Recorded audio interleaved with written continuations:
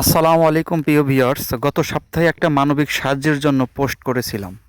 সলঙ্গা থানার অন্তর্গত সাতটিকি দক্ষিণপাড়া মোহাম্মদ রঞ্জু কাকার ছোট ছেলে মেজবার বঙ্গার ভিতরে আটি দিতে গিয়ে আটির সাথে হাত চলে যায় বঙ্গার ভিতরে। তার ডান হাতটা ছিন্ন বিচ্ছিন্ন হয়ে যায়। পরে তাকে ঢাকা পঙ্গু হাসপাতালে নেওয়া হয় এবং কর্তব্যরত চিকিৎসকগণ তার স্বাস্থ্য নিরাপত্তার জন্য তার হাতটা কেটে ফেলে দেয়। সেই দারিদ্র পরিবারের চিকিৎসার ব্যয়ের জন্য আমি একটা মানবিক পোস্ট করি ফেসবুকে। পোস্টটা দেখে সাড়া দেয় এবং বিভিন্ন প্রান্ত থেকে তারা মানবিক সাহায্য দেওয়ার জন্য আশ্বস্ত করে।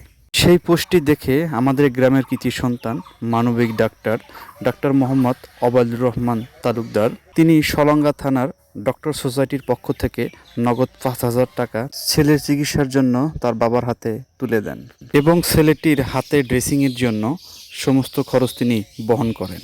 আরেকজন প্রবাসী বুলবুল আহমেদ ভাই, তিনি প্রবাস থেকে আমার পোস্টটি দেখে তিনি নগদ 1,000 টাকা আমার নগদ অ্যাকাউন্টে পাঠিয়ে দেন। আরেকজন প্রবাসী মানিক কাকা, তিনি প্রবাস থেকে 300 টাকা আমার নগদ অ্যাকাউন্টে পাঠিয়ে দেন। মোট 6,300 টাকা আমি আমার নিজ দায়িত্বে মেজবার চিকিৎসার জন্য তার বাবার হাতে তুলে দেই।